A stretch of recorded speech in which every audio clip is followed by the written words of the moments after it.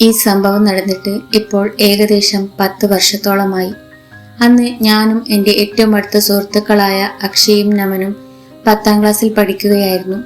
8ാം class മുതൽ ഒരേ ക്ലാസ്സിൽ പഠിച്ചിരുന്ന ഞങ്ങൾ ഏറ്റവും അടുത്ത സുഹൃത്തുക്കളായിരുന്നു. 10ാം ക്ലാസ് പരീക്ഷ കഴിഞ്ഞു. സെൻഡ് ഓഫ് ദിവസവും കഴിഞ്ഞപ്പോൾ എല്ലാവർക്കും ഒരു വിഷമമുണ്ടായിരുന്നു. ഇനി +1 ഓരോരുത്തർക്കും ഓരോ സ്കൂളിൽ അഡ്മിഷൻ കിട്ടും. പിന്നെ പഴയതുപോലെ ദിവസവും കാണാൻ കഴിയുമോ എന്നൊന്നും ഉറപ്പില്ല. അന്ന് സ്കൂളിൽ നിന്ന് വീട്ടിലേക്ക് പോകുന്നതിന് മുമ്പ് ഞങ്ങൾ 3 പേരും ഒരു തീരുമാനമെടുത്തു. അടുത്ത 3 ദിവസം ഒരുമിച്ച് ആഘോഷിക്കാം.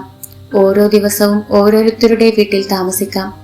ആദ്യ ദിവസം നമന്റെ വീട്ടിലും, 2ാം ദിവസം എൻ്റെ വീട്ടിലും, 3ാം ദിവസം അക്ഷയുടെ വീട്ടിലും. അങ്ങനെ തീരുമാനിച്ചതുപോലെ ആദ്യ 2 ദിവസം വളരെ സന്തോഷത്തോടെ കടന്നുപോയി. 3ാം ദിവസം രാവിലെ ഞങ്ങൾ അക്ഷയുടെ വീട്ടിലേക്ക് പുറപ്പെട്ടു. അക്ഷയുടെ വീടിനെ കുറിച്ച് അവൻ സ്കൂളിൽ ഒരുപാട് പറഞ്ഞിട്ടുണ്ട്. മലയുടെ മുകളിലാണ് വീടെന്നും ചുറ്റും നിറയെ മരങ്ങളാണെന്നും വീടിന്റെ പിന്നിലൂടെ ഒരു തോടുണ്ടെന്നും ഒക്കെ. അതുകൊണ്ട് തന്നെ അവന്റെ വീട്ടിൽ പോകുന്ന ദിവസത്തിനാണ് ഞങ്ങൾ ഏറ്റവും കൂടുതൽ കാത്തിരുന്നത്. ബസ്സിൽ നിന്ന് ഇറങ്ങിയ ശേഷം കുറച്ചു ദൂരം നടന്നാണ് വീട്ടിലെത്തിയത്. വീട് കണ്ടപ്പോൾ തന്നെ ഞങ്ങൾ 2 പേരും അക്ഷയോട് പറഞ്ഞു, "ഡാ, നീ എത്ര ഭാഗ്യവാനാണ്." അവൻ ചിരിച്ചു. ഓടുമേഞ്ഞ പഴയ വീട്, വലിയ മുറ്റം, ചുറ്റും മാവും പ്ലാവും കശുമാവും, ദൂരെയായി കുന്നുകളും പച്ചപ്പും മാത്രം.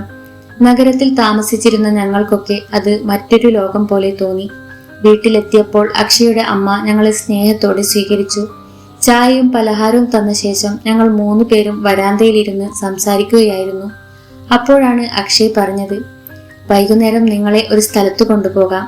"എവിടെയാ?" ഞാൻ ചോദിച്ചു. "വീട്ടിന്റെ പിന്നിലൂടെ കുറച്ചിറങ്ങിയാൽ ഒരു തോടുണ്ട്. അവിടെ കാണാൻ നല്ല രസമാണ്. വലിയ മരങ്ങളാണ് ചുറ്റും. അടുത്ത് ഒരു ചെറിയ കുളവുമുണ്ട്." അത് കേട്ടതും ഞങ്ങൾ 2 പേരും ആവേശത്തിലായി. അപ്പോഴാണ് അകത്തു നിന്ന് അക്ഷയുടെ അമ്മ പുറത്തേക്ക് വന്നത്. ഞങ്ങളുടെ സംസാരം കേട്ടിരിക്കണം. അവർ നേരെ അക്ഷയെ നോക്കി. "അങ്ങോട്ടൊന്നും കൊണ്ടുപോകണ്ട." അവരുടെ ശബ്ദം പെട്ടെന്ന് ഗൗരവമായി. അക്ഷയ് ചിരിച്ചുകൊണ്ട് പറഞ്ഞു, "അമ്മേ, ഞാനത് വെറുതെ പറഞ്ഞതാ."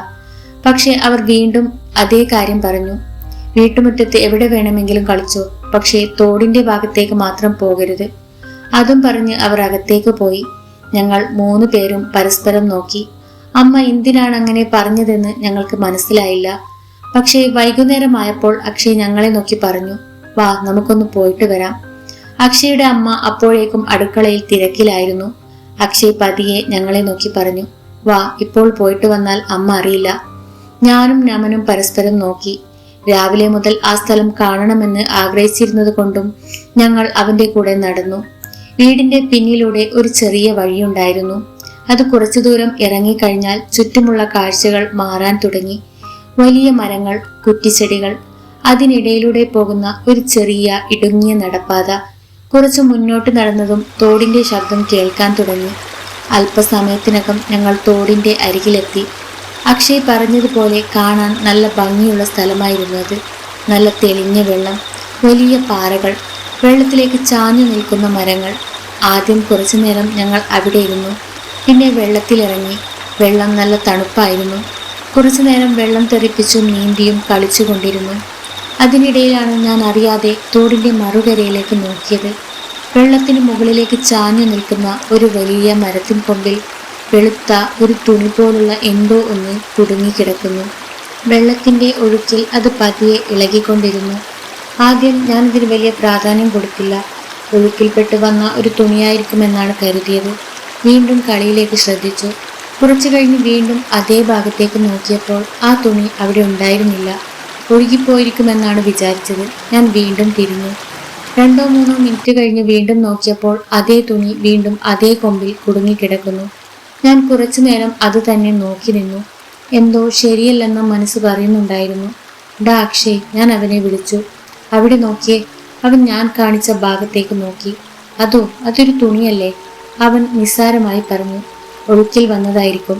അത്രയും പറഞ്ഞ് വീണ്ടും വെള്ളത്തിൽ കളിക്കാൻ തുടങ്ങി. നമനും അതൊന്നും ശ്രദ്ധിച്ചില്ല. പക്ഷേ എൻ്റെ കണ്ണുകൾ വീണ്ടും അറിയാതെ അതേ മരത്തിലേക്ക് പോയി. അപ്പോഴാണ് ആ വെളുത്ത തുണിയുടെ തൊട്ടു പിന്നിൽ മരത്തിന്റെ തടിക്ക് മറവിൽ നിന്ന് ആരോ പതിയെ എത്തി നോക്കുന്നത് പോലെ തോന്നിയത്.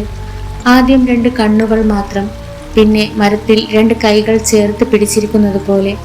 അതൊരു മനുഷ്യനാണോ അല്ലയോ എന്ന് പോലും മനസ്സിലാകുന്നില്ല. പക്ഷേ അത് എന്നെ തന്നെയായിരുന്നു നോക്കിക്കൊണ്ടിരുന്നത്. ഞാൻ അനങ്ങാതെ നിന്നു. വീണ്ടും ഒന്ന് നോക്കിയപ്പോൾ ഇപ്പോൾ അത് മരത്തിന്റെ മറവിൽ നിന്ന് കുറച്ചുകൂടി പുറത്തേക്ക് വന്നിരുന്നു.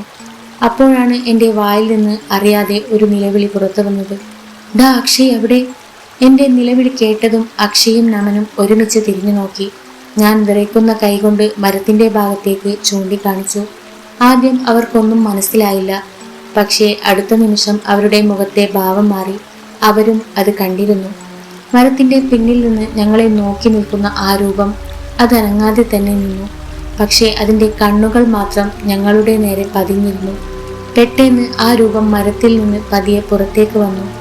അത് കണ്ടതും അക്ഷയ് ഉറക്കെ വിളിച്ചു, "ഓടിടാ!" പിന്നെ ഞങ്ങൾ 3 പേരും ഒന്നും ആലോചിച്ചില്ല.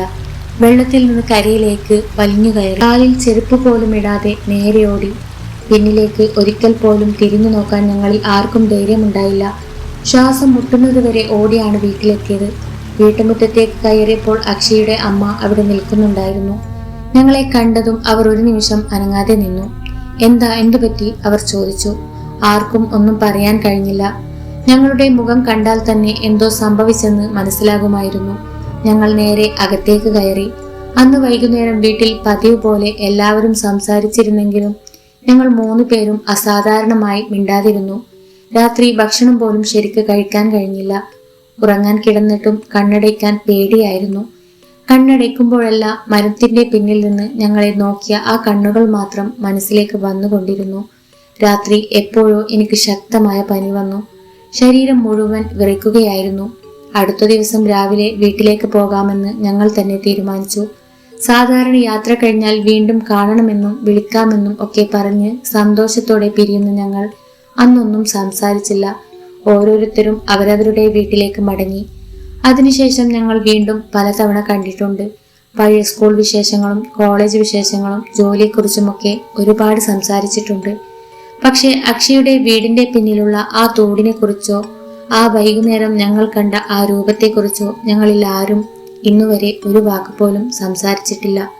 സംസാരിക്കാൻ ശ്രമിച്ചാൽ പോലും ആ വൈകുന്നേരം മനസ്സിലേക്ക് വരും. അതോടെ ആ വിഷയം അവിടെ തന്നെ അവസാനിപ്പിക്കും. ഹായ് ഫ്രണ്ട്സ്, ഇതുപോലുള്ള ഹൊറർ സ്റ്റോറീസ് ഇഷ്ടമാണെങ്കിൽ സബ്സ്ക്രൈബ് ചെയ്യാനും ലൈക്ക് ചെയ്യാനും കമൻറ്റ് ചെയ്യാനും മറക്കരുത്.